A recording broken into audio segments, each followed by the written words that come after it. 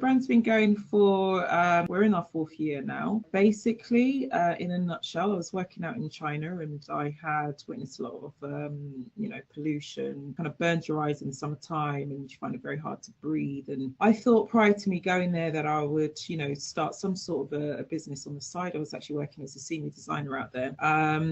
But whilst I was living there, I thought, this is not something I want to be contributing to, because naturally all that pollution is as a result of mass manufacturing. And the city, Guangzhou, where I was living, I call it the manufacturing hub of the world. You literally have whole towns that are dedicated to industry. So, you have your electronics the size of Croydon, and you'd have textiles.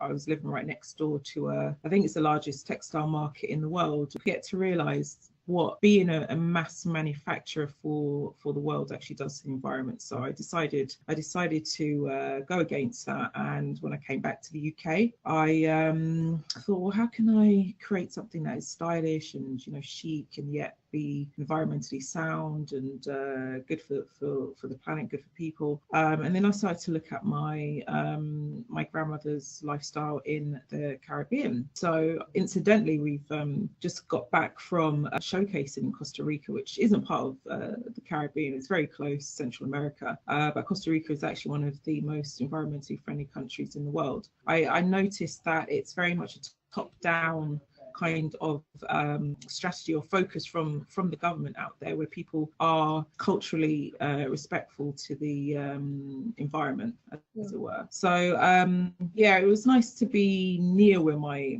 late grandmother lived in Trinidad, and I looked to her lifestyle as forming the basis of the ethos for the brand. So I started off working with natural dye techniques.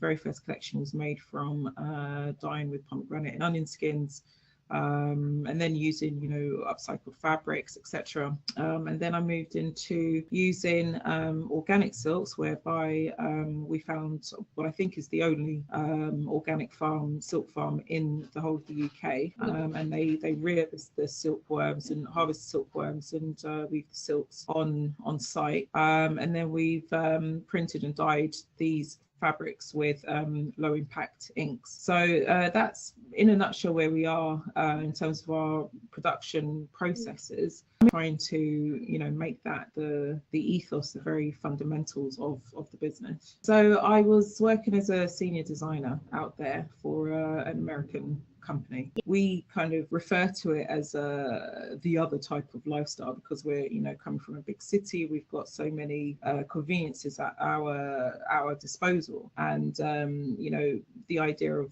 for example, making and mending your clothing is seen as an afterthought, and due to where we're living and the kind of circumstances that we find ourselves in a cosmopolitan city, it makes sense. However, when you're coming from a small island and you have to rely upon growing your own food, and yes, of course, there are conveniences there. My grandmother lived not too far from the supermarket that was probably the only supermarket for the size of like Lewisham or Lewisham and Peckham put together, this kind of thing. And in her yard she would have chickens and hens and this kind of thing, and my grandfather would use that to feed the family. And so it's very much an island living. And I think because we're coming from a large cosmopolitan city, we think that this is a romanticized way of living, when actually the way that we kind of at least consume or look at consumption is actually abnormal.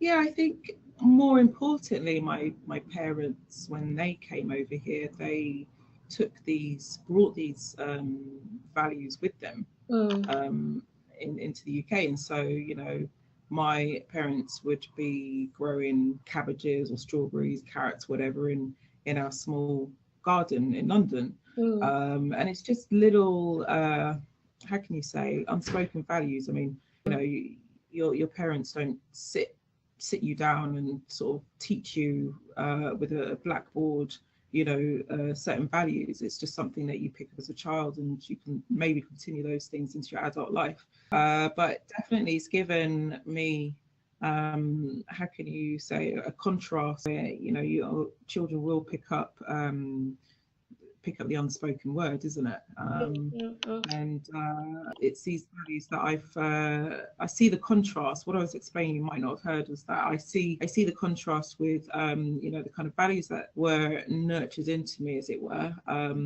softly nurtured, and how I live here, and how the general kind of media portrays what a supposed good lifestyle looks like.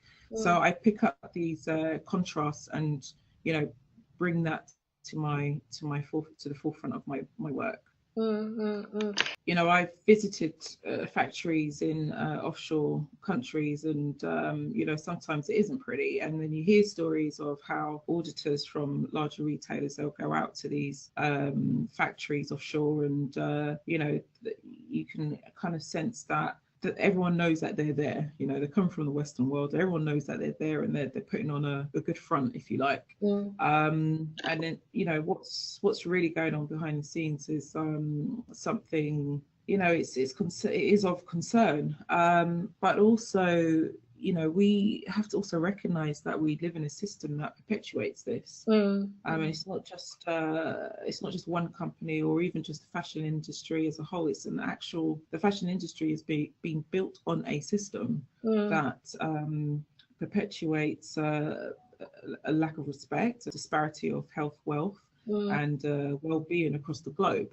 So actually, well, for me anyway, I like to talk about these issues being noting the foundational issue here, as opposed to trying to, I guess, fix a problem from at the surface level. I mean, there's only so much one person can do, there's only so much one company can do, but I think we definitely need more dialogue around the foundational issues of the system in which business and lifestyles operate at.